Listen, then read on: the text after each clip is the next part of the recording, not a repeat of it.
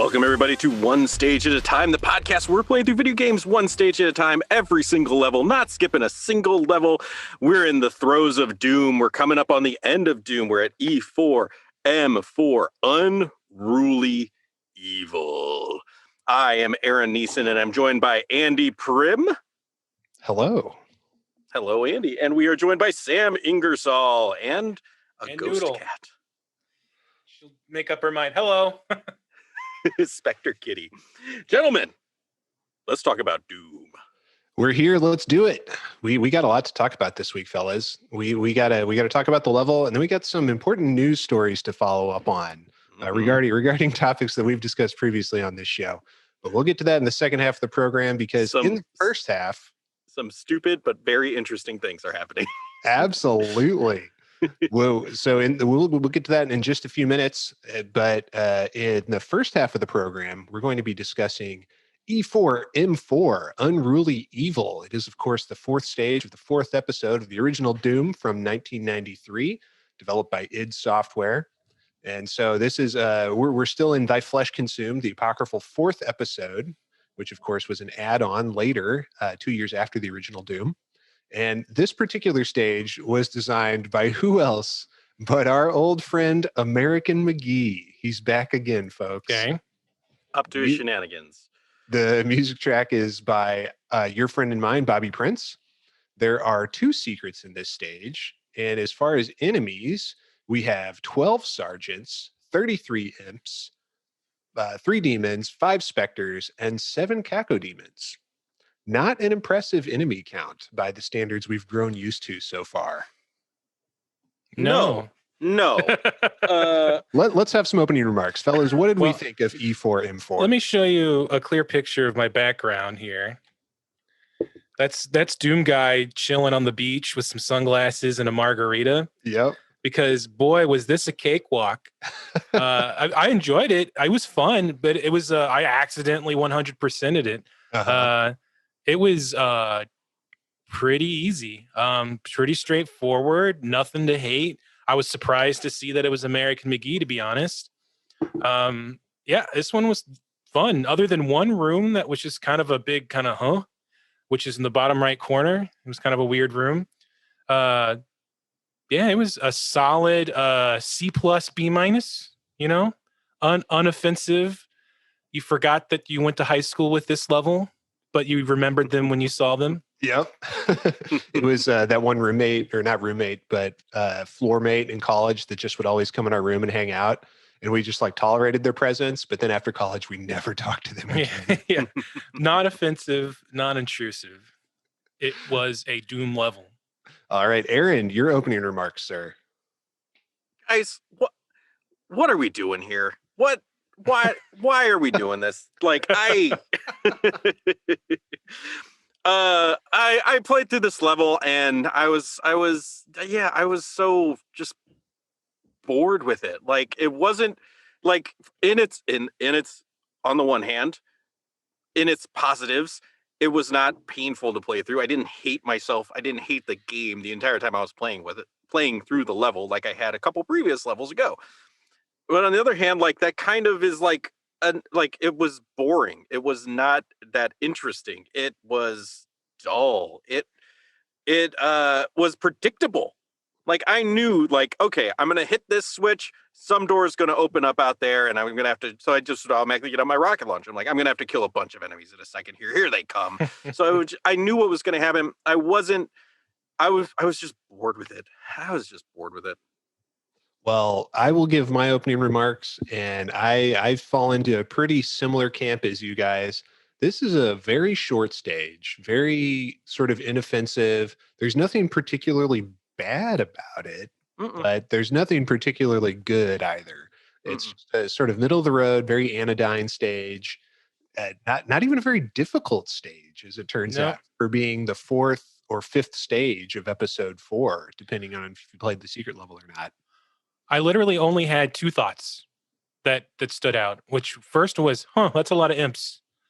And the second was the bottom right level room makes it seem like there's more going on there than there really is.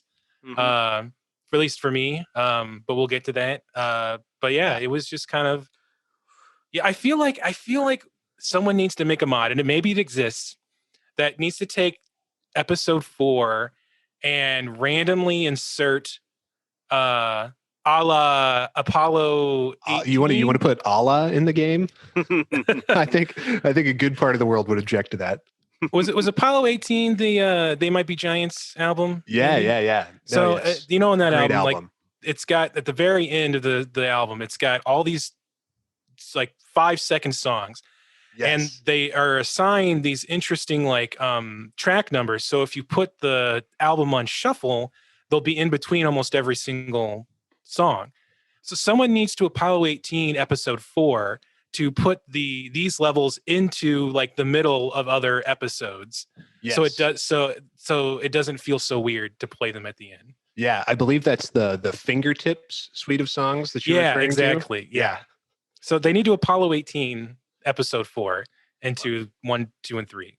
If nothing else, like episode 4 is just all out of order. Like the 2 hardest levels far have been the first 2 levels. Like if you switch 3 and 4, make them 1 and 2, and then 1 and 2 make them 3 and 4, maybe this would have some sort of progression or feeling that it was like building on itself or something. Instead, it's just like it's butt fucking you for 2 levels, and then it's just like holding your hands. Like it's like aftercare, like after a horror session of BDSM. Like, but you weren't like some people might have been. To be fair, grade school was essentially a horde session of BDSM.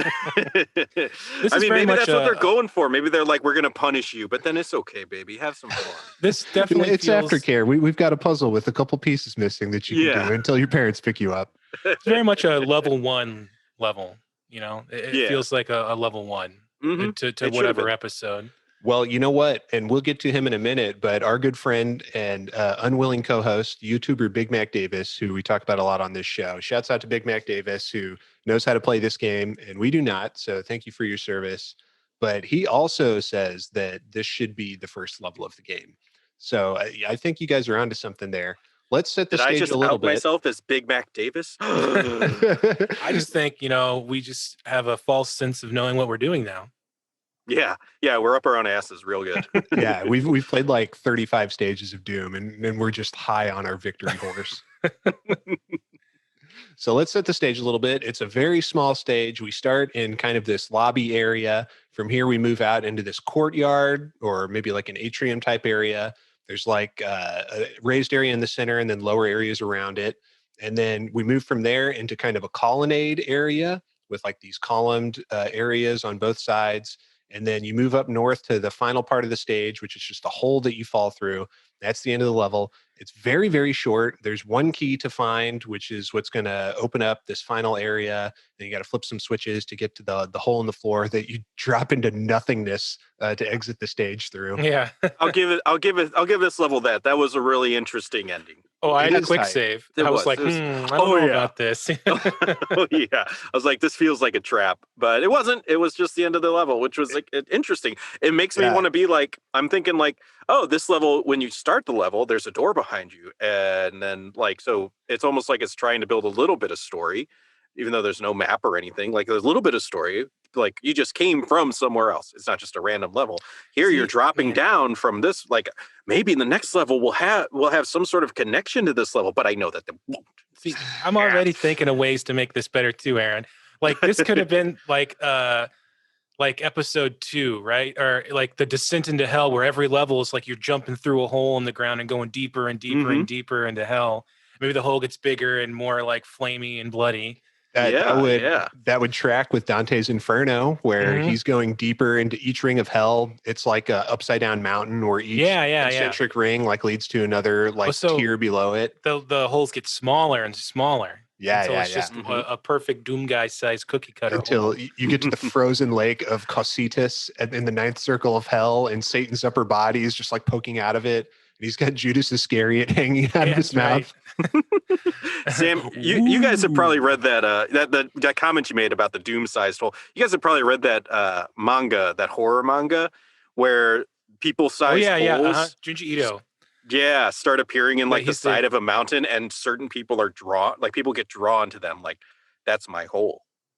They Yeah. So you know who and it's like Junji Ito human is? shaped, so like they slide in perfectly, and He's like the Stephen King of manga. Like he's like the most famous like horror manga artist.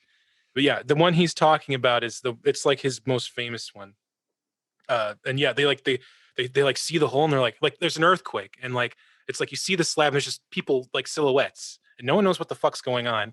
And like certain people are like they see it and they like get kind of manic and like they take their clothes off and just walk into the hole. So is it a sex thing? Is it like a sex hole? No, it's not. not a sex hole. People start doing this and then they find the other side and they're all like the shapes are all like fucked up, like stretched and fucked up, like Cthulhu Cronenberg's, you know. Oh, and then no. like you like hear people like you hear noises from inside the hole. He's very much body horror. Like that's his big shtick.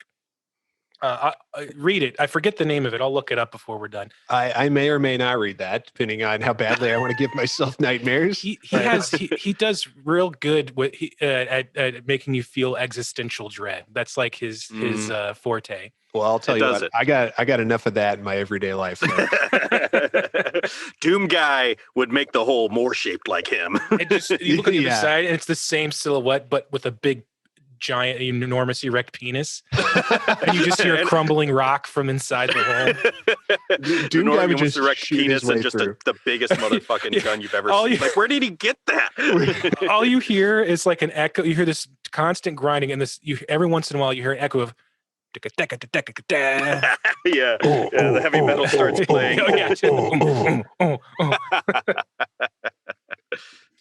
Yes, that is correct. I want to read that manga. Yeah. Just DoomGuy going into every Japanese horror scenario and just totally handling it. Yeah. He's like in The Grudge. He just fucking destroys the house with a rocket launcher.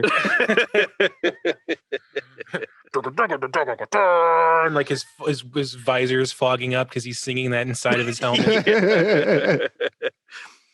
Yes. Before we get into the talking about the level here, I'm continuing in Doom Eternal, and I'm getting into the lore even more about how DoomGuy joined these knights. He wasn't part of the knights originally, joined the Templars or whatever.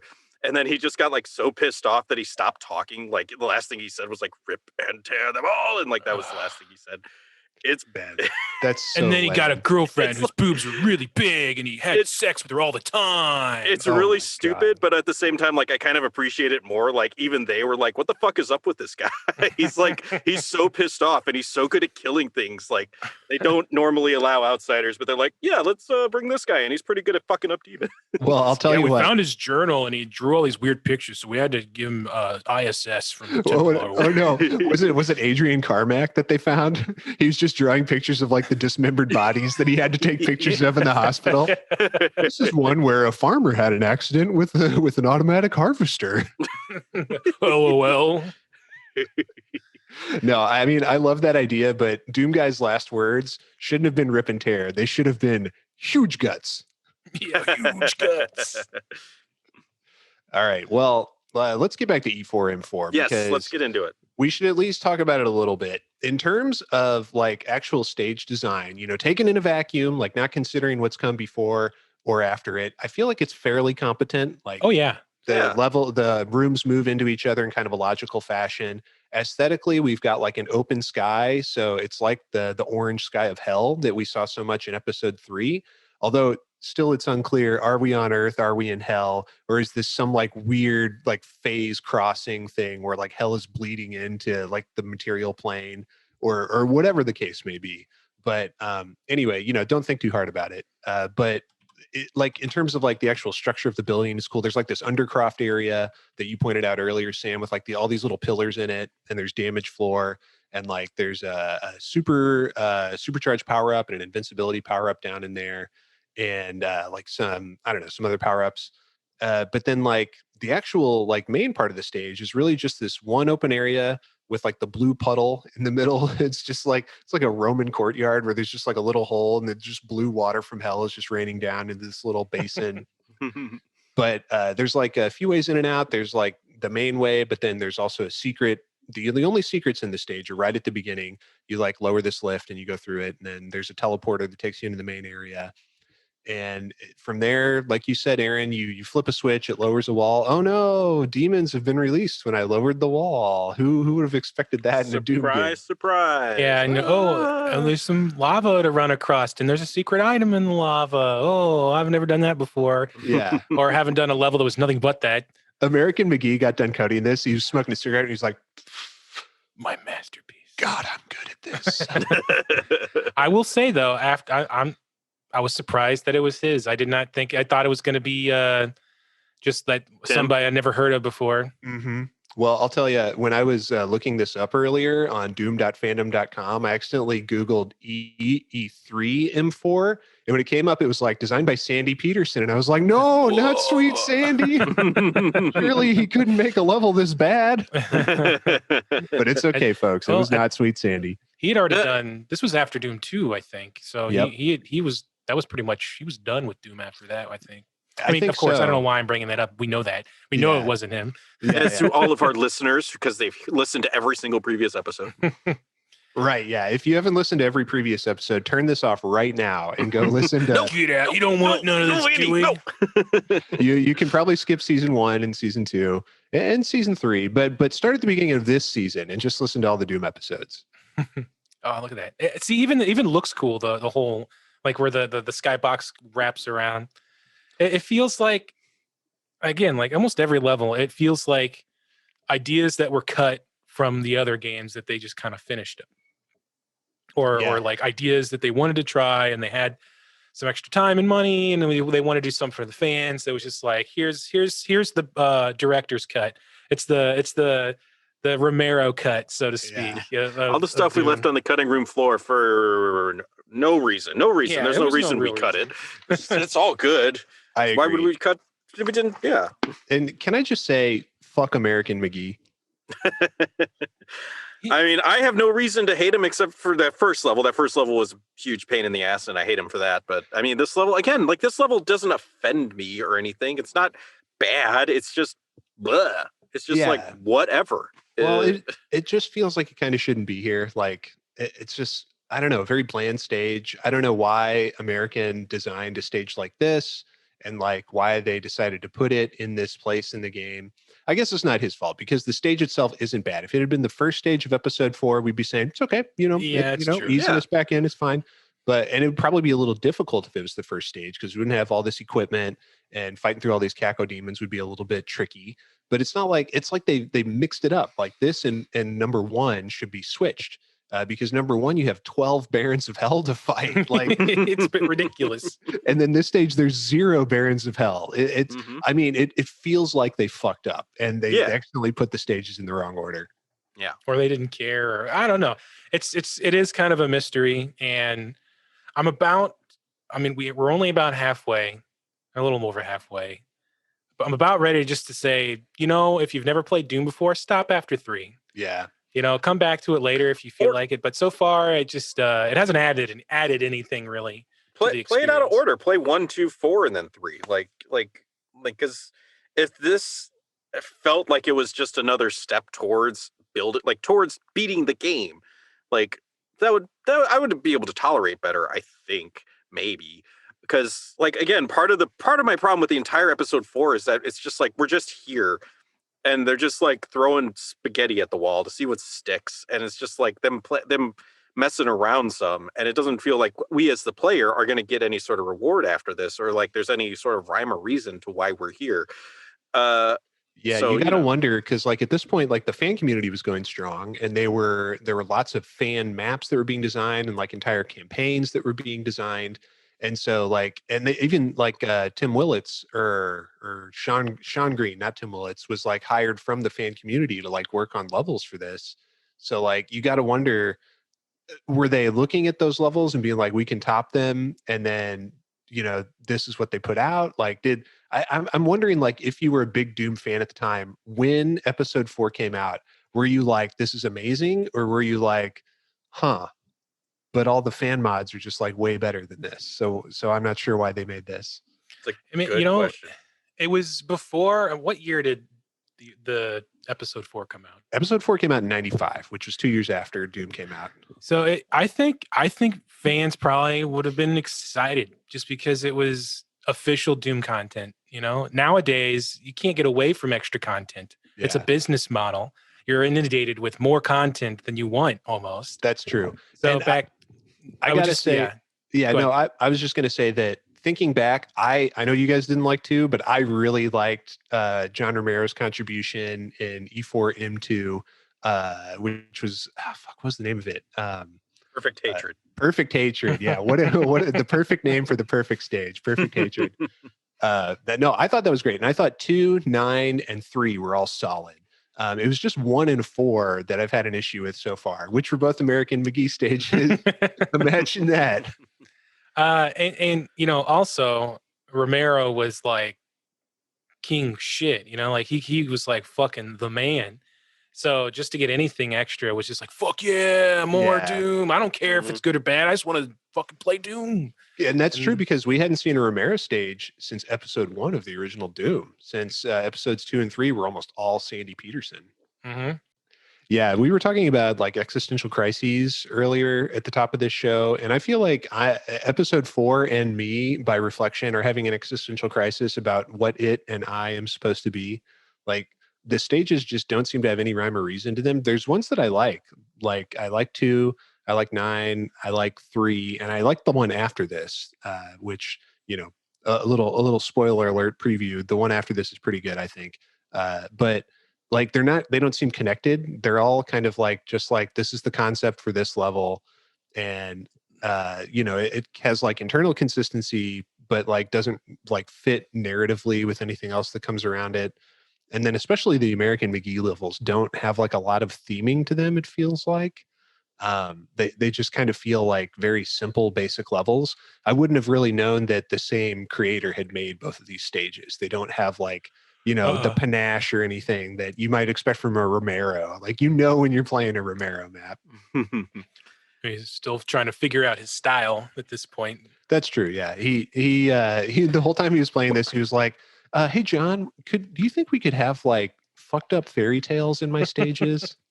Like, what if we had Alice in Wonderland, but she was twisted? It was, there's a guy who I watch on Twitch, Ezekiel the Third. He does like 2 or 3 weeks every year. He does a CD-ROM marathon where he'll play old CD-ROM games. And he played American McGee, Alice, whatever fuck the game's called, Alice that's Madness Returns, or that's the second one. That's the second one. It shows its age, but some of the stuff is, even by today's standards, kind of like, oh shit, that's kind of fucked up. It is pretty cool. I mean, I'm being glib. That game actually is pretty cool. It looks a bit rough. Like he had some really interesting ideas. I don't know how they were executed very well, even by today's standards. But it's like, for a 3D polygonal game at that time, it probably looked pretty good. Mm-hmm. I mean, this was the era of like Gex Enter the Gecko, which the first one. Yeah, as we know, Gex Enter the Gecko is my personal favorite game of all time. It's a masterpiece. It's a masterpiece. You got Dana Gould in there doing the voice of Gex. The first one was a 2D side scroller, I think. Right? Yes, correct. This is the one where he's like, where he's just like going in the TV or whatever. Yeah. Yes, sir. Yep, you know it. And then, of course, the third one, Gex Deep Cover Gecko. Not as well known, but still quite good, I think. It was the nail in the coffin, wasn't it? That was the last one. That was the last one. No one's clamoring to revitalize that. Stay away, Blue Point Studios. How dare you? This podcast is we stand Gex Enter the Gecko. Yeah, we do. And I'll tell you what, they need to make like they did for Crash Bandicoot and Spyro. They need to make a Gex like next gen collection. Like, you know that, but keep all the old references. That company got bought by Blizzard Activision that made those games, and it's the rumor, and I think like pretty not like just rumor, but like maybe confirmed they're doing Diablo 2 remastered. Now, see, I thought that Eidos made the Gex games, the same company that made Tomb Raider. I meant. You quickly mentioned the remakes of Crash Bandicoot and Spyro. Yeah. Sorry, I was referring to that company. I don't remember their name. Toys for Bob, maybe? Something, yeah. Yeah. Eidos then got bought by Square Enix. Right. Square Enix owns He's got Gex on lockdown right now. Yeah. So, folks out there, He's all of chained in the you, basement. all of you clamoring for more Gex, please write to Square Enix. They are the captors of our good lizard friend. He's too much of a threat Yeah, to Japan's mascots in Mario. They've made a deal with Nintendo. that's right. His tail Locked in the time was too basement. strong. Yeah. Was there a Japanese release of Gex Enter the Gecko? And if so, were all of the pop culture references intact, or did they switch them out for some crazy Japanese stuff that no one in America would understand? That I'm not sure about, but there is a European release of Gex, which they use a totally different voice actor, and all the lines are different. He's like a Brit guy who has like a very dry sense of humor. Because I'm like, if they couldn't sell it in Japan like at all, then no wonder it's dead for a long time. Yeah, that's true. I don't know. I'm sure it got a Japanese release, but as to whether or not they had the lines recorded in Japanese, I couldn't say. But that would be interesting if they did. But you would lose our boy Dana Gould, who like he's known for other stuff. I think he has a few Emmys, but in my heart, his finest role will always be the voice of Gex from Gex Enter the Gecko. It did get a Japanese release. And, I'm so curious. Hold on a second. Let me. I'm going to change my background picture to the cover art. All right, Let's do this real quick. I can't wait. It looks amazing and like horrible and awesome at the same time. Let's see here. We're in suspense. Is it like an anime version of Gex, where his like eyes are really big? No, he's got a sweat drop. He's in a mech suit. And where did I save this? You guys talk real quick while I'm trying to find right. Oh, here it is. If you play the Gex games, there is a mech suit boss fight in one of them. Oh wow, that can't be. It is PS1 Gex Enter the Gecko Japanese version. It looks like Bonk's Adventure. He looks like he's Howard the Duck. I mean, he basically is. Yeah, kind of really is. It's called they renamed it to Spintail is the name of the. I guess Gex was too hard to say in Japanese. Oh, Gexuzo. So for the audio listener, he really does look like a cartoon Howard the Duck. He's got like big old 3-toed feet, and he's wearing a tuxedo blazer and bow tie. He's got Ray-Ban sunglasses on and an old-timey gangster hat, and he's smoking a cigar. Yeah, a cigar grasped between two of his fingers there, and it's awful. It's just an abomination. The art style's all different. His face is like really big and puffy, like an anime character. Yeah, I found a video, and they did totally redub him, and he's like totally doing the Gex character in Japanese. So, tail time, Desu. The Crystal Dynamics, by the way, was the Crystal company. Dynamics. But still, that's still the same company. Yeah, they were like a developer under Eidos or something. I think it went Crystal Dynamics, then got bought by Eidos, and then Eidos, I think, got bought by something along those lines. Got it. Okay. We like to have fun here, which is why we're never doing Gex Enter the Gecko. Boo. Right. I do not agree. I do not agree to that. Someday. Okay, but let's get back to the stage at hand. We're going on these long tangents because there's really not a lot to say about E4M4. There's not a lot of weapons here. No BFG so far. We're still on BFG watch. Not a lot of other weapons. It's just so tiny. There are a few things to pick up in kind of the Undercroft area in like the bottom right corner of the map. But that supercharge was useful. Yeah, the supercharge. I was going to say this was kind of like a pit stop where all this level did was give me like a bunch of health, a bunch of armor, and like max ammo on the guns I use the most, which is the shotgun and the minigun, the chain gun. That's all this level is. Okay, thanks. Moving on. It did introduce one question to me. Is it possible to shoot rockets out of the air?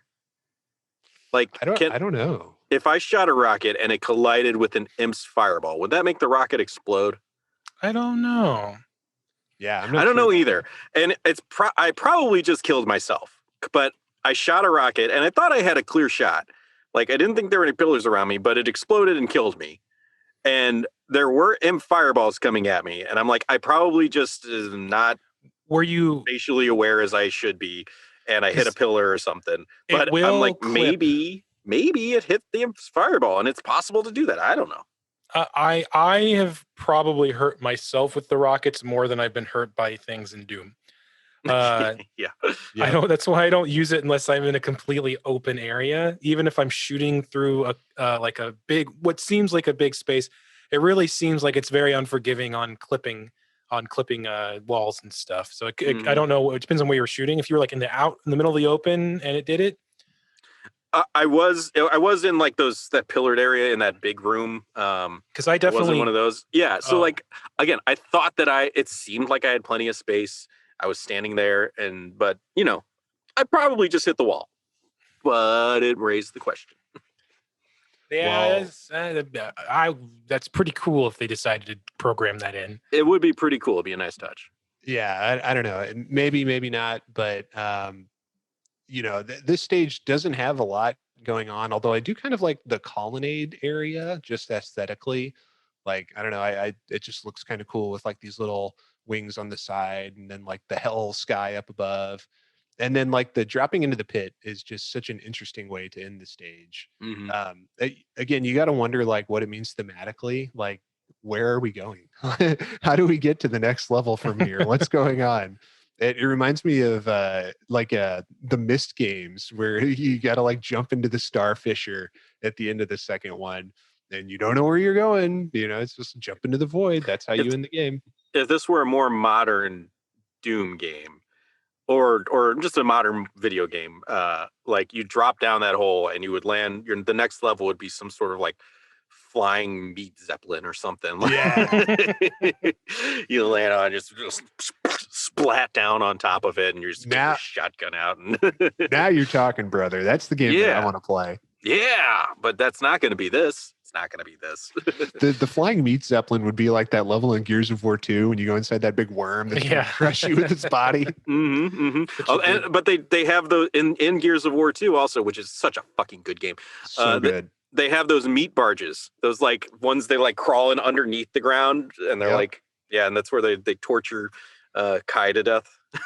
Or torture him so much that he kills himself. Yeah. Oh man, poor Kai. He couldn't. That was a hardcore scene right there. Yeah, dude, that sucked for Kai. Jesus. Yeah, that was his name, right, Kai? Yeah, but I'll tell you, a long time since I played. Someone it sucked even worse for Dom's wife.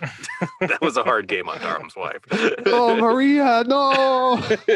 She gets the biggest gun possible, the bigger than her fucking torso, and blows her head. That really sucks, Dom. Here's a gun. You know what you got to do. I love that though. I love like it's such like such an emotional moment, and then everything, and then like immediately afterwards, Dom's just like, let's go kill them all. And Marcus is like, fuck yeah, let's kill them all. It's like on a rampage. And then they just have sex. God, you're all mine now, Dom. I love those games so much. I'm in the middle of 5 right now, and I'm hell yeah. Dude. I really wish they would do like 2 and 3 had never got a PC port. So like I've got Xbox Game Pass and it's everything but 2 and 3. Ooh. I just want to play 2, really. I want to play. I always think about that giant worm scene. It's like so they redid good. 1. They did a re-release of 1 and that's on there, but man, it sucks. Well, I've played 1, 2, 3, and then you and I played the side game, Aaron, where you play as Baird.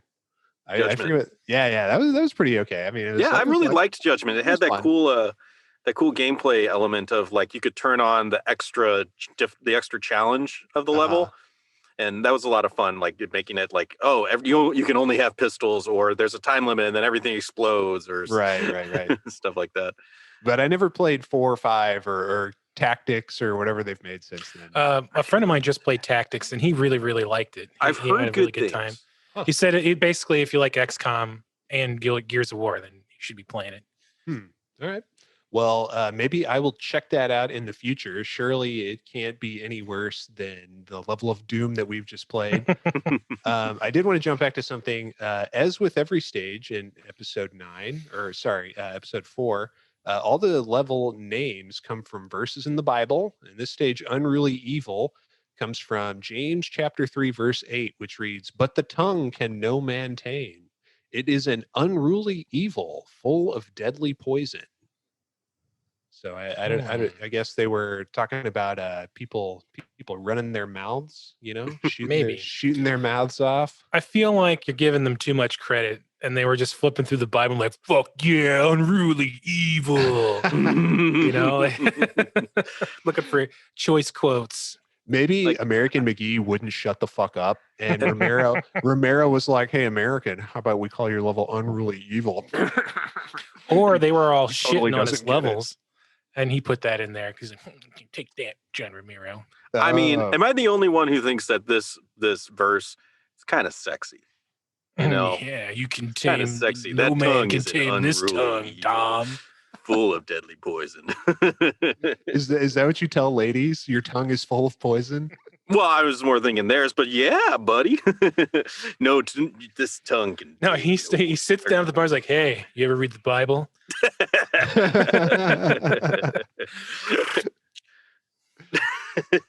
He just whips. He's like, I've got King James and New International Standard Version.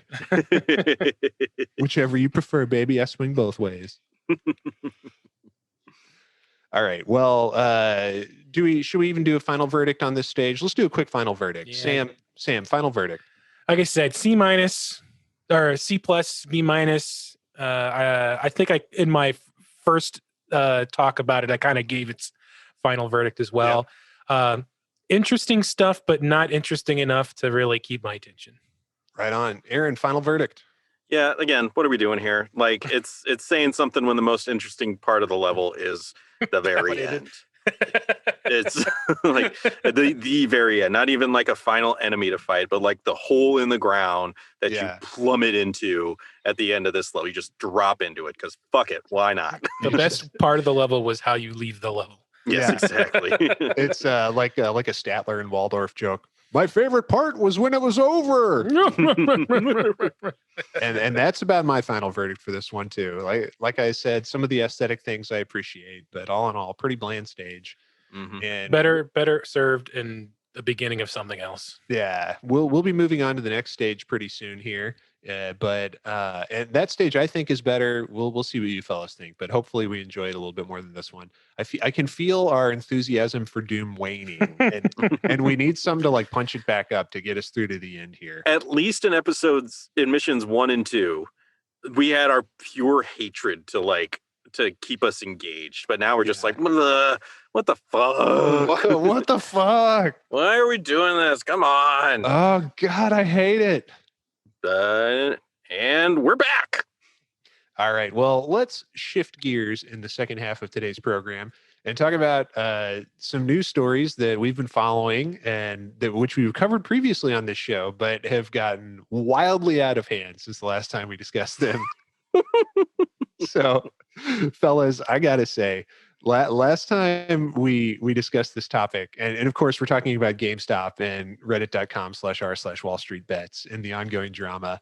Last time we covered this topic, I'll admit that I made a little bit of fun of the Wall Street Betsers, and kind of talked a little bit derisively about them, but I've done a total 180. These guys are internet heroes. That's exactly the words I was about to say. Big salute to the Wall Street Bets guys. Diamond hands, deep fucking value, saving the world from fucking hedge fund assholes. Okay. I'm on board, and I'm all about. I'm loving it, but like I've been reading it, and there's like all these aspects that nobody's really talking about that much, like how all these people who are like saving GameStop are probably in the end going to lose all their money. Oh, almost certainly. Yeah, and it's not something new to the subreddit, by the way. Right. That's fair. But there's all these people who are jumping on board who are going to be screwed and thinking like they're going to make a ton of money, and they're screwing over billionaires. And also everybody's talking like they're taking down Wall Street or something, but it's just like one hedge fund. It's fine though, but that's enough. I mean, I think it's a moral victory. I get it, but at the same time, I'm like, this is also like kind of fucked. Well, I think the fucked part it doesn't have anything to do with Reddit. Like, I think that's happened to people before with stock stuff, and it's not anything new. Like, when Bitcoin came out, lots of people lost a lot of money because they just looked on the internet. People who just read an article online and then decide to make financial choices on that are, a word I won't say that the Wall Street Bets community likes to call themselves. Look it up. Yeah. I know. Yep. It's not a nice word. No, I know the word he's talking about. I mean, it's the reason why I didn't buy any of these stocks or even wanted to buy any. But I honestly, what I think is more important and more interesting is not anything to do with the money, but the reaction that Wall Street had to Wall Street Bets, and then the talks that kind of like the government and everyone are having based around it. Yeah. Yes, agreed. Yeah, no, definitely. So let's catch up a little bit on what the most recent news has been for our listeners who might not be totally aware. So this is, of course, the tale of how the subreddit Wall Street Bets has been buying lots and lots of stock in companies that are objectively failing. Like GameStop stock, GME, is just like one of the worst dogs of a stock you could possibly invest in. But big professional investors like hedge funds and things like that, we're starting to short the stock, which is kind of a complicated instrument. It's like a kind of a security where you bet against a stock succeeding, but it's sort of like a loan type situation where like you're like selling the stock, and then you're hoping that it will, like, the price will go down so you can buy it when it's cheap. And since you sold it when it was expensive and then bought it again later when it was cheap, you've like closed out your position and you've made a profit from the difference, which is a totally crazy thing that no one should be allowed to do. But it's all because like the stock, as far as I understand, the stock is somehow borrowed in the first place. Yes and no. It's like you're not actually borrowing it from somebody. You're telling another company like, hey, look, I'm going to give you, I'm going to buy some of this, or I'm going to sell you some of this stock. I don't actually have it, but I'm going to sell it to you. And then I'm going to buy it later so that I can actually give it to you. So the price is maybe 100, and you're going to say, I'm going to sell it to you for 100. And they're like, all right, here's 100. You haven't actually given them the stock. What you're saying is like, I'm going to be able to buy it later, and then I'll give you the stock that I just sold you, even though I didn't have it yet. And you're hoping the price will go down. Like you sold it at 100, you're hoping it'll go down to 50, so that when you actually have to buy it to give it to the person you sold it to for 100, that you've made money. Yeah, exactly. Right. But the problem is, Wall Street Bets gets involved and starts buying crazy amounts of this just absolutely terrible stock and inflating the price. And of course the goal is to get 420.69, but it started at like $25. Yeah, so, it was pretty low. Like I think when the guy Deep Fucking Value, the Reddit user who kind of started all this, it was like $5 or $7 when he started, long before all this went off. And he was like posting, he was a meme unto himself for a while, and he would always post like how much money he put in and how much he was losing.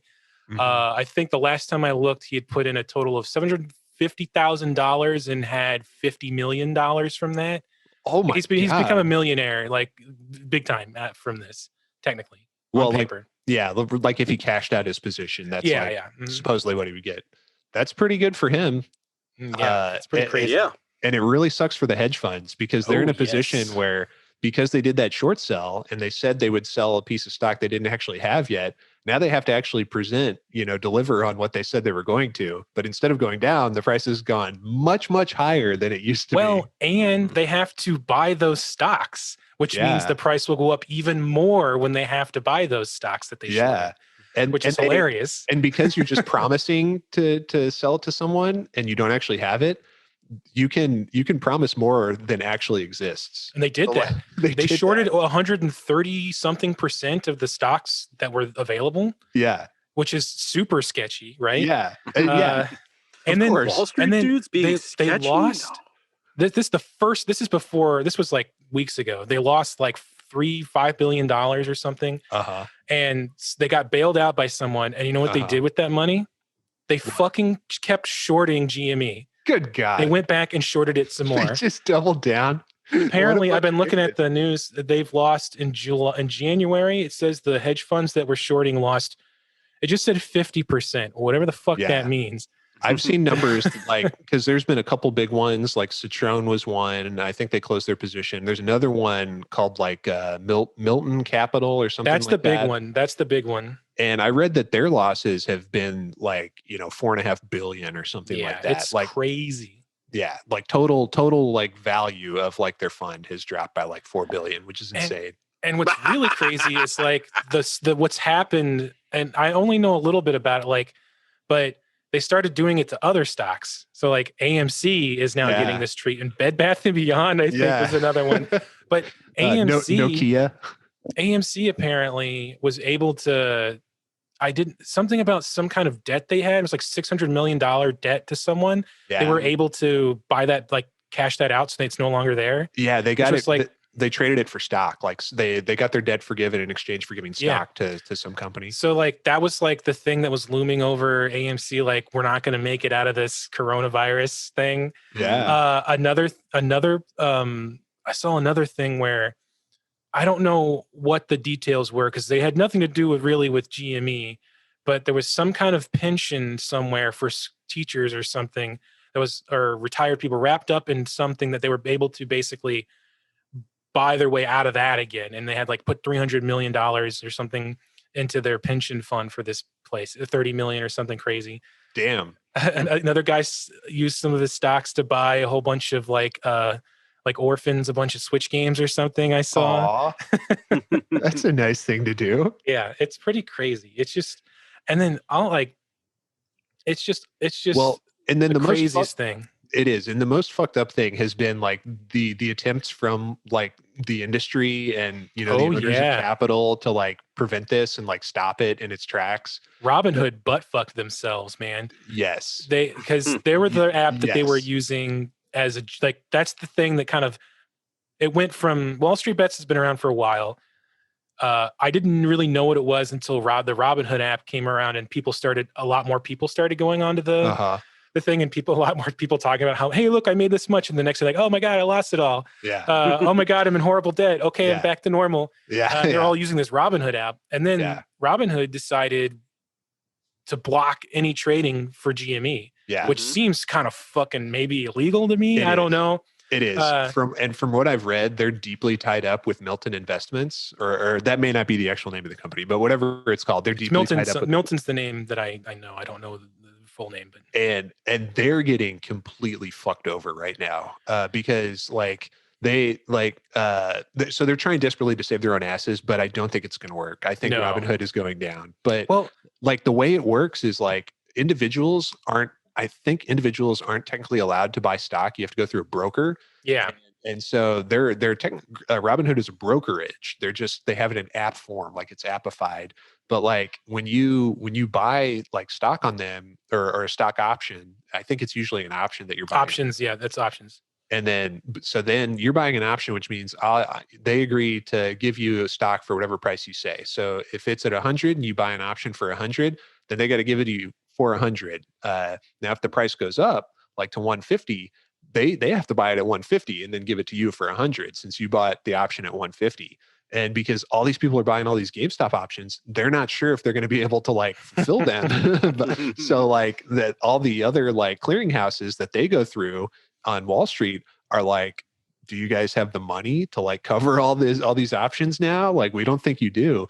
And they have to have a certain amount of money on deposit with the clearinghouses, like just in case like something crazy happens. And they've been told that the amount they have to have on deposit has to be increased by a factor of 10 because that's how much distrust there is of Robinhood right now. Well, and what they did, and even though I could see how, I didn't know about how the option stuff worked. So I can see why they might have panicked and stopped all GME, because like we're getting to a point where we can't fulfill these anymore because it's so out of control. Mm-hmm. But what they did wrong was just, no, you can't. We're not going to tell you why or talk to you about it. So they just pissed off all the people that basically made them their company. Yep. So everyone in WallStreetBets like, nope, fuck you, Robinhood. Yeah, fuck you, Robinhood. Someone paid money to send a plane with a message that said like, go fuck yourself, Robinhood. And it flew over their company. Dude, heroes. Yeah, amazing. Again, it's all these fucking, troglodyte Reddit memers have money now. And they could do all this stupid shit. It's like the most amazing thing ever. It's just like, it's really cool and it's funny. And like like Aaron mentioned earlier, these guys are almost certainly going to lose their shirts over this. Like everyone can't cash out. Some people had it set so they would automatically sell everything they bought if it hit $420.69. And so like when that happened on Thursday, I think the price dropped after that for a little while. It did. Well, it's interesting. It was on Friday at like 325, so it's still up a lot. Yeah. You can see where like there's like panics, right? Where it dropped down really far, got under 200 really far. Yeah. And jumped back up like the next fucking day. Like it went from 347 to 193 to 325 in 3 days. Good God. Man, it's something to behold. I mean, these guys like, and it's sad because some guys are like, yeah, I used my rent money for the month to buy more GME stock. And it's like, oh, you should. Anyone that bought stock after this became a meme is an idiot. Yeah. I mean, they're all idiots, but like at least the first idiots had a plan. And they're the idiots on WallStreetBets. They're idiots because they're memeing, but they at least, they understand what's going on. I want to say, it's not like people who are like, oh, that's funny. All right. I bought 50K stocks and GME, LOL. Yeah, that's gonna fucking bite you in the ass hard, my friend. It is. And it's not if they cash out first. Everybody wants to cash out first. Whoever cashes out first is gonna make out like a bandit. Yeah. And I bet you it's gonna be deep fucking value, man. Yeah. Well, I don't know. Yeah. He's lost and gained so much money on it's like, God, it's ridiculous. Yeah. And like these guys are all martyrs because they're exposing something that most of us already knew, which is that the stock market is fake and shouldn't exist. Mm-hmm. And like, now like people in government are like, the stock market is bad. I had no idea, even though all of Congress is insider trading anyway.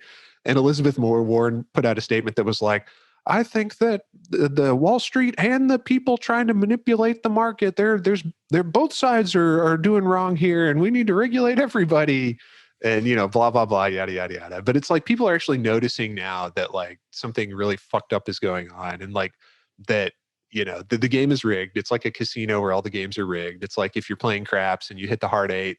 And then instead of paying you 9 times your investment, the casino said, "Oh, actually, the hard 8 loses now, so you have to give us all your money, or we'll break your legs either way." Actually, You think it'll change anything? I don't know. I mean, at least it's a step. It's a step. At least now people have seen it happen. Like it's actually seen the reaction. And it may not do anything, but it's putting the seed in people's brain more than it had been before. I don't know what'll happen, but I'm glad it happened just because it got everyone talking about it more than just like, on the internet. It was, people going, being angry about something. It was like everybody, like the government was talking about it, Yeah. Like, it's a classic example of direct action. Like, like Occupy Wall Street was just like a protest and no one ever pays attention to protests. But like if you do direct action and like actually disrupt someone's business, then they tend to pay attention to you. So I don't know if it'll like have short-term effects, but it's the example of the kinds of things we're going to need to do more of if we want to actually fix things. We'll have to see. And when I say we, I mean not me personally, because I don't want to lose any of my money. But I would like it if other people continued to do it. Yeah, that's the thing. Like, a few hedge fund managers are getting a couple hedge funds are getting screwed over, or maybe just one hedge fund. I don't even know. But like, a bunch of people are going to be in a lot of trouble. Like, a bunch of people. Oh yeah. But hey, guys, we saved GameStop. We saved GameStop. We did it. Well, there's one thing. It's interesting because it's not just there was more to it than just the stock price and stuff. The man who do you know? All right, Chewy.com. Do you know what Chewy.com is? Is that the pet food? It's company? the pet food company that went up against Amazon and won. So it's like it's a online only pet shop, and it's been around for years. And the CEO of Chewy, because he, with all this GameStop stuff, got 10% of stocks and has the power to put people on the board. And I think he put himself on the board, and his plan is to do, I think he wants to do Chewify GameStop, like get rid of the brick and mortar and move it online. So it's like, wow.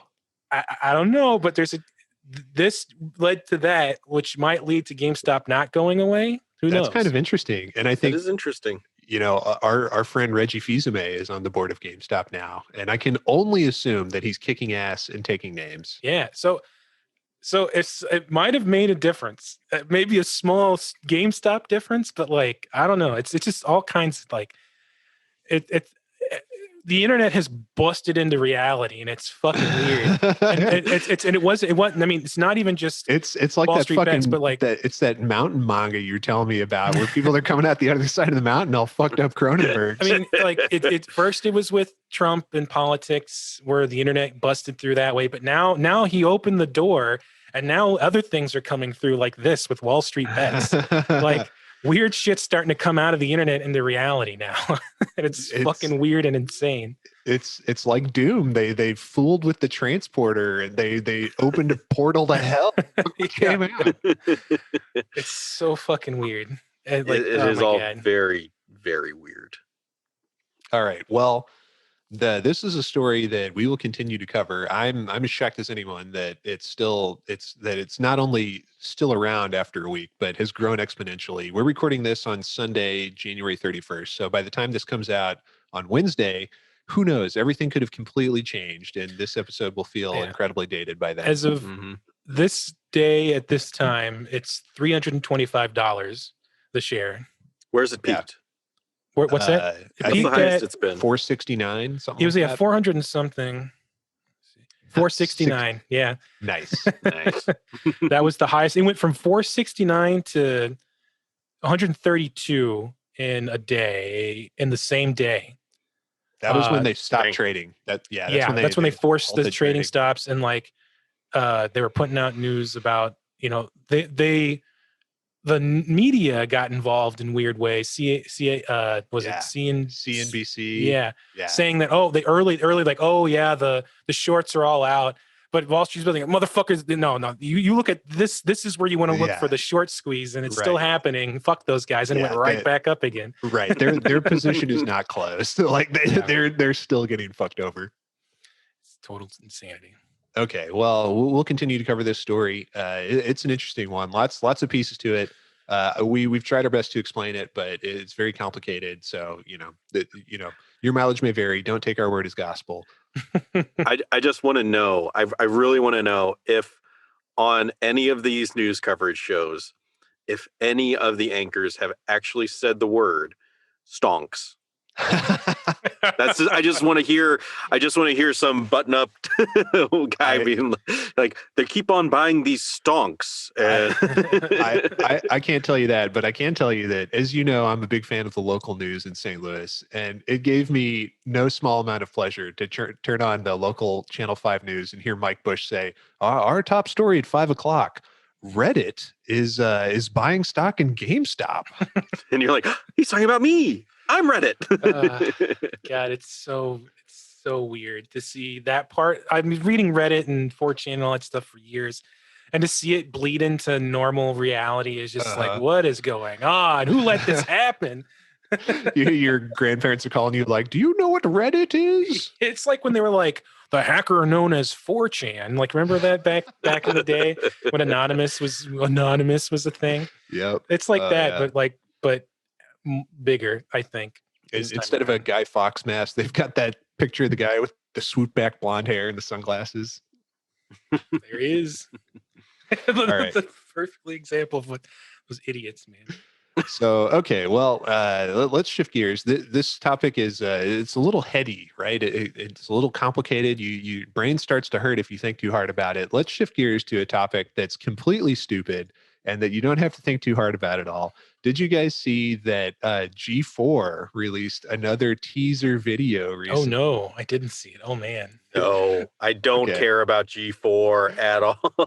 I don't care if it becomes a thing or not, but like, I care enough to want to watch it because I feel like it's like a train full of sheep that's on fire. Yeah. You know, like it's just like They don't realize they're on fire because they got so much wool, but you're just going to wait for that fucking moment when the fire gets deep enough into the animals and they all start freaking out and biting each other. And we're watching from the outside. We know it's on fire, but inside they haven't figured it out yet. Exactly. This is quite a picture you've painted, Sam. Is this a metaphor you've heard somewhere else, or did you just come up with it? Oh no, I'm just thinking about it. Oh my God, it comes from personal experience for Sam. It's what's his name? What is that guy's name? I don't know, but the conceit is he's playing like the president, quote unquote, of G4, and the video is basically like, yeah, we didn't make all those shows we said we were going to make because like we didn't have enough money and Corona and yada yada yada. But it's coming. It's still coming. Don't worry, it's coming. Oh my God. I forget the guy's name, but the guy who's the actor, he's got his own. He got pretty big in the last few years on Reddit and YouTube. He's got a pretty good, funny channel. I wish I could remember his name though. Well, shouts out to you, Gus guy. Johnson. It's Gus Johnson. Go Gus. Check him out. He's funny. Go Gus. It's a fairly funny video. I mean, it feels. I don't know. It could just be bullshit, but it feels kind of like they really did get boned by Corona and like aren't sure what to do. So they said they're launching not G4 but B4 G4. Which is going to be like, I guess, like previews of content and like one-off videos that they're going to make. And they're like, and you can find these on Twitch, YouTube, Facebook, Twitter, Instagram, and many other platforms. But they don't actually say like what these things are going to be. Although they show a picture of Adam Sessler at one point and they're like, maybe he'll be in one. Yeah, it just feels like they don't really know what the fuck they want to do. Yeah. You know, that's the impression I get. Meandering. It's like they bought a bunch of stock and they can't cash out right now. Yep. It's pretty low, but maybe it'll go back up. Maybe it will. Maybe they can salvage it. I don't know. Good luck to you, G4 fellas. I don't care about you. And, but I hope you do well. I don't expect it to go well, but it might. Yeah. To me, it kind of feels like it's one of those things where it's like, yeah, I'd like them. Yeah, they should come back. That'd be cool if they came back. And then there's like an even chance that I will just never watch any of their content if they do come back. Like when Conan O'Brien finally came back and it was like, Conan, he's back. He's back. He's on TBS. He's got his own show. And I was like, oh, that's so cool. And then I just never watched it. And then I remembered that I haven't the last time I regularly watched Conan was when I was in high school. Yeah. And I was like, I should have gone to bed instead of watching it. But instead you watched him do the big masturbating bear joke again. Vomiting Kermit was my favorite. they had a night where they were just like retiring old sketches. And it was like, who was that big blonde lady who was in Playboy that married the old millionaire? Oh, fuck yeah, I know who you're talking about. Yeah, it was her, and then she was like a dude with like a wig, like on a couch, going like, yeah. And then vomiting Kermit, and he had for whatever reason, I don't know why he had a Mickey Mouse Club beanie on with like the ears, and he's just like, well, the Muppets were owned by Disney, so maybe that's. Were they back then? They've been owned by Disney for a long time, I think. Well, some of them have. There's actually a really complicated rights history with the Muppets because they did work for lots of different companies. So like Jim Henson always owned the Muppets, but like some of the movies and shows they made, the Muppet Company didn't necessarily own. So like that's why like the Muppet Show wasn't on Disney Plus for a long time because someone else had the rights to it. But like now they have a deal where it's going to be on there. But yeah, there's like a lot of weird stuff like that with the Muppets. Welcome to Muppet Cast. Here we go. Yeah, it's killing me that I can't remember the name of that lady that you mentioned earlier. I feel like it's like Anna Nicole Smith. There it is. Yeah. Thank you. Yeah. I knew we could do it. Yep. That was us pushing each other up the mountain there, Sam. Yeah. Oh God. Rest in peace, Anna. Yeah, R.I.P. to a real one. Okay, well that's G4. They're we'll be watching with perverse curiosity. At least Sam and I will. Aaron couldn't care less. I could not care less. I got one more quick topic I wanted to hit today. This is a short one, but this was announced recently. There have been a lot of licensed games over the years, which have been of very high quality, but never got re-released or would get re-released for a short time and then taken away because of the rights and the licensing issues. Classic examples like the Teenage Mutant Ninja Turtles arcade games and things like that.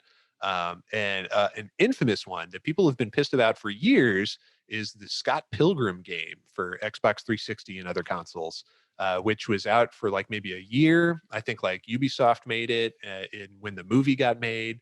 A really good game, like awesome pixel art, incredibly detailed, like a River City Ransom style gameplay. And music by Anamanaguchi. Yep. Yes, sir. But was taken off all the shops after like a year. Hasn't been back since then. But finally, they've got a deal made where they're going to re-release this game. So it should be out soon if it's not already. I believe it's out. I'm kind of excited. I played it a little bit when it came out, but I never like purchased it myself. So I'm thrilled to be able to like download it from my Switch. Yeah, I think I owned it back in the college days. And the somebody in our house, when we all lived together back in the day, had it. And because I played some of it, but I never had it myself. Somebody else had purchased it. Maybe it was. I bought it on 360 back in the day. Maybe it was on yours then. That sounds right. Played together once or twice, maybe. I was really into Anamanaguchi back then. I had like multiple albums. I'm pretty sure I had the album for the game. They're a great band. Mm-hmm. Yeah. I really like the music too. But yeah, that was really cool. It's like, oh yeah, Scott Pilgrim. That was nice, wasn't it? It's like some happy memories of Scott Pilgrim, the comic. Dude, that's time. Like, what year did that comic came out? Because like it perfectly captures like a period in like not just my life, but like the culture that was around me at that time. What? Gosh, the movie came out in 2010, so the comic had to have been way a few years. Yeah, it was like the mid 2000s. Like but what it did, like, it kind of jump started that whole like nostalgia bomb, let's monetize nostalgia in like a crazy way. Like it was also tied into like that really twee indie kind of aesthetic that you started to see more of around then. Yeah, it's like you start seeing more people with like Legend of Zelda t-shirts after that. Yeah, like that whole like fashion of geek, geek chic started up around then. Kind of a commercialization of it. Which is sad because like the comic, it was like such a unique thing. That's why it was so great. It's like, oh man, it's like it's all there and it's so crazy. It's like but it's not the whole point, and it's just kind of part of it. And the movie was like, yeah, it's more. But then the movie came out and was like, yep, let her rip. And like after that, it was like, I don't feel like Scott Pilgrim did anything specifically, but like I feel like you started seeing a lot more people going into Hot Topic and buying all those shirts in there, and then not a bad thing. I mean, it was great. I enjoyed being able to buy more of that stuff, but it's become at this point now, it's like, you go into Target. I roll my eyes when I see someone. There's like a whole aisle in Target now that's just like N64 t-shirt, Dragon Ball Z Goku Vegeta t-shirt. And it's just like a whole aisle there. They're not even creative. It's just like, this is the logo from Dragon Ball Z, and we put it on a t-shirt for you. I mean, it's gotten to a point where they were, I don't know if they actually went through with it, but they were going to make a Gears of War Funko Pop video game. Oh my God. Where it was all the characters were Funko Pop characters. That's the worst idea I've like, that's how far we've come from Scott Pilgrim, the comic, like warming our hearts and making us feel things, to Gears of War Funko Pop. I mean, okay, listen. Yes, that sounds really stupid. But Lego Movie? Yeah. I mean, yeah. Oh, I'm not saying I'm not saying nostalgia is the bad part here. I just think I the way it kind of gotten interwoven into like, hey, like having a stereotype, a new stereotype almost of like, I know what Zelda is, so I'm a nerd. So I'm going to buy the nerd shirt. I'm going to buy the nerd material. Look, guys, I'm a nerd. Like that kind of like it's cool. I mean, they're stealing valor and performing my culture. It's not even that. Like it just kind of got rid of it. Kind of like it's like if all the bros were like accepting of the nerd stuff, but not the people. Yeah. Right? It is. Yeah. It's like, yeah, people who, would have beaten you up in high school or something like, oh, yeah, I like Legend of Zelda. It's like, this guy doesn't even know how to beat the water temple, nerd. Yeah. It's like, I bet you didn't even get all the heart containers. I mean, it's fine. But it's just interesting how like it became like it pushed like, cause it just kind of like made everyone realize that we all played video games. It doesn't matter who you were. We all fucking like that stuff. And then all the companies like, oh, you do like that stuff, don't you? That's true. Want to go to Hot Topic and buy some Legend of Zelda cereal that you'll never eat? I sure don't. I'm going to take a hard pass on that one. It's a re-release of the original Legend of Zelda cereal that came back in 1985. All I'm going to say is that nerds are huge gatekeepers. Absolutely, 100%. Oh, yeah. And also, nerds have been bullying other nerds for as long as they've been a thing. We need to do something about the nerd on nerd crime. We do. Why is no politician talking about that? I don't want to hear about WallStreetBets. I want to hear nerd on nerd crime. It's just interesting. More nerds in jail. If I think about before and after Scott Pilgrim, it seems like maybe it's not even just Scott Pilgrim, but there seems to be kind of a line there of nostalgia. Yeah. Scott Pilgrim was more of a symptom than a disease itself. They didn't cause anything. It was just a natural progression of things, And there is like, I don't know, living through the 2000s, it didn't feel like it, but now that it's 2020, looking back, there's like, I have like nostalgia. Sorry, my cat's trying to attack my microphone here. Say hi to Helen, everybody. Hello, Helen. Hi, Helen. Is this the internet you keep talking about, meow? All right, now say goodbye to Helen. Goodbye. Bye, Helen.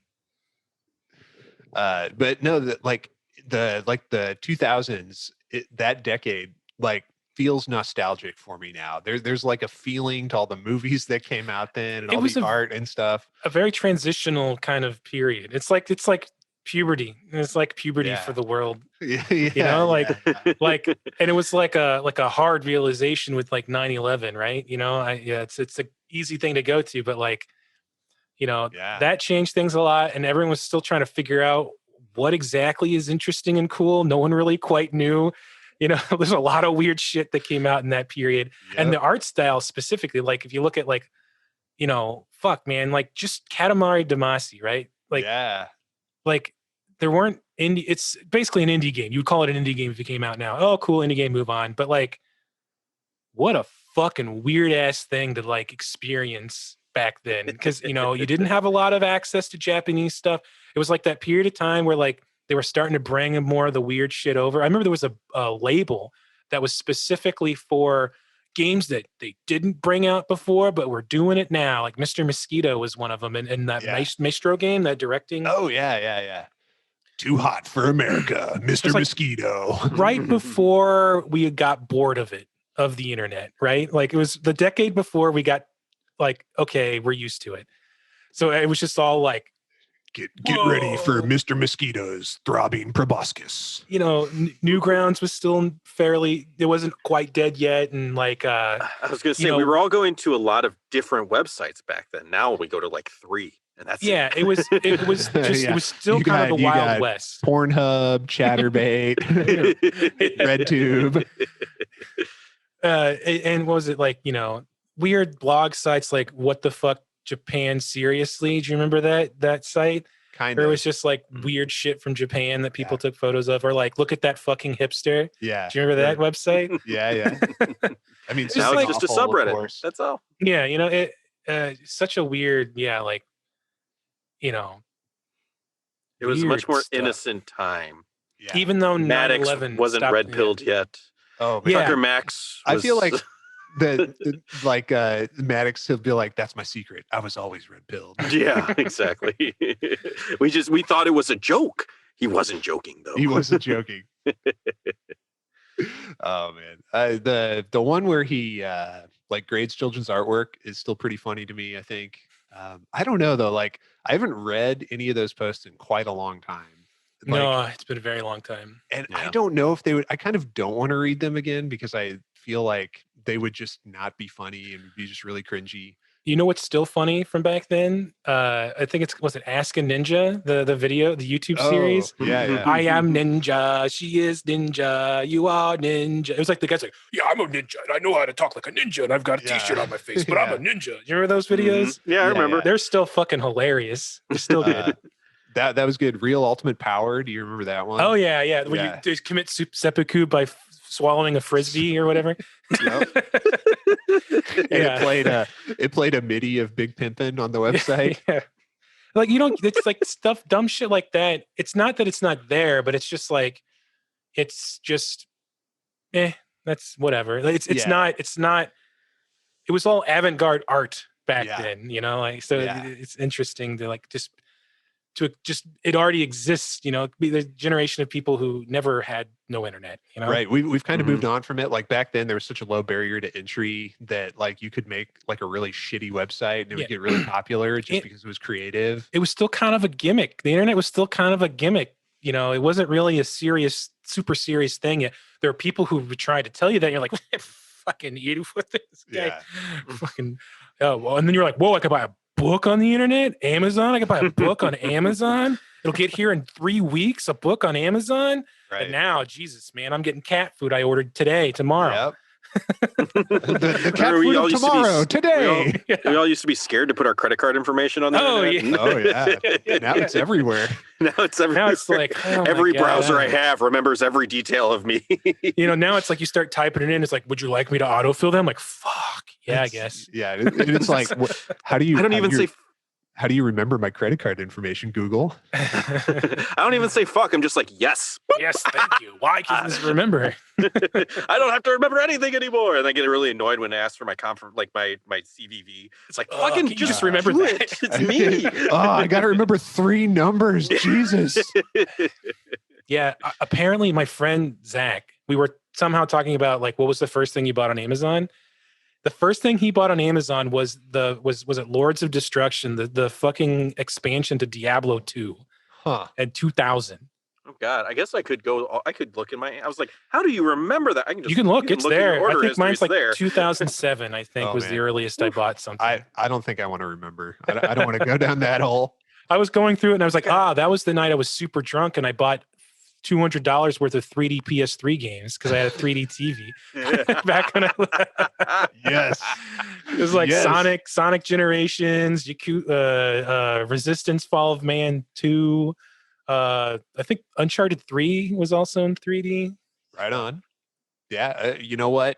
I bet that those were fun to play in 3D. They were. I still have that TV. I lost the glasses a long time ago, but I still use that TV in my room. You'd probably be able to buy glasses somewhere, right? Yeah. Oh, I'm not gonna watch shit in 3D. I got a fucking VR helmet. I got VR, man. That does 3D. I can watch 3D on that. He can go inside the games now. Yeah. I don't need that. I don't need the blinky lights that are like the glasses were the ones that had the batteries in them, so they had to charge them up, and it would like flash back and forth. That's how the 3D TV worked. Yeah, Sam's moving on from our reality. He's entering like a fully immersive 3D world. He's in pain right now because he's not like there. He's like jittery. Like I've started to mod Skyrim VR. Like that's what I've just started doing. Yeah. Nice. So see you later. I'm really excited. I mean, I'm not in VR, but on the Xbox Series S, that version of Skyrim that they have available has mods available to it. It's interesting. You can't do too many like visual mods, but Bethesda did a cool thing and added in like Fallout 4 has a mod. You can do mod stuff on that too, which is really neat. It's cool. It's cool that they added that in. You can do some really neat stuff. So you can't like put new like 4K textures in or anything like that, but you can do like I don't know if they let the booby mod. I saw a screenshot of Thomas the Tank Engine. So dude, that's the most horrifying. No, one. The best one is where someone modded in all the dragons were Randy Savage. Nice. Yeah, and it's like had his head on I was gonna say he's a monstrosity, isn't it? I think I've seen that one. Yeah. Dude. And all the dragon shouts were like, cream rises to the top. The tower of power, too sweet to be sour. We live in an amazing time, guys. We do. Also, amazing time. R.I.P. to the champ, Macho Man Randy Savage. To you, Macho Man. Big salute. You guys should listen to his rap album. Yes. Ooh, he had a rap album. Yeah, He's got a diss track about Hulk Hogan. excellent. Their on again, off again feud and friendship is one of the quintessential wrestling storylines. I hear Brokeback Mountain is really about that. Oh man, when Randy's like, "I wish I could quit you." Oh yeah, Yeah. Go tell your wife. Yeah. you kiss me so hard it hurts, brother. Yeah, that's a movie that I would like to see. All right, fellas. Well, we've been rambling on for long enough here, I think. What do you say we wrap it up for this week? Put this one to bed. I think we did it. I think we did it. We'll be back in your podcast feeds in about a week's time, folks, where we will be playing a stage which is entitled They Will Repent. Sorry, I was looking at it. It was like it goes to one place on the PlayStation version and another place on the version we're playing, the real version. Okay, but we'll be playing They Will Repent next time on the show. Sam, what are your words of wisdom for our listeners today? They're not really words of wisdom, but a recommendation. We were talking earlier about Junji Ito, and the title of the manga that you should read is The Enigma of Amigara Fault. That's Amigara. And really, anything of his is great. My favorite one that he did, I forget the name of it, but basically a giant creature that's bigger than like the size of Jupiter comes into our solar system, starts eating all the planets.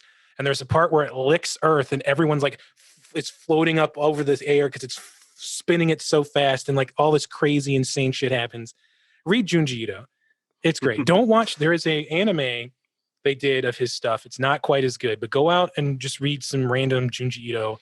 Uzumaki is another real popular one. They made into a live action movie that's really bonkers. Yeah, I've seen that movie. It's really weird and kind of stupid. And Goyo or Goto is about like sharks that get crabs infused into them and breathe and can like put water into their gills. And so like the sharks are crawling down the street eating people. Like all the sea life comes out of the ocean. It's really cool. Nuts. Freaking cool. Yeah, that sounds super metal and very tight. And we will be sure to check that. Well, listeners, you check that out. I don't know if I will. I get nightmares, but listeners, you should listen to Sam. I'm going to refrain from bringing up Godzilla versus Kong right now, even though I really want to talk about it with you guys right now.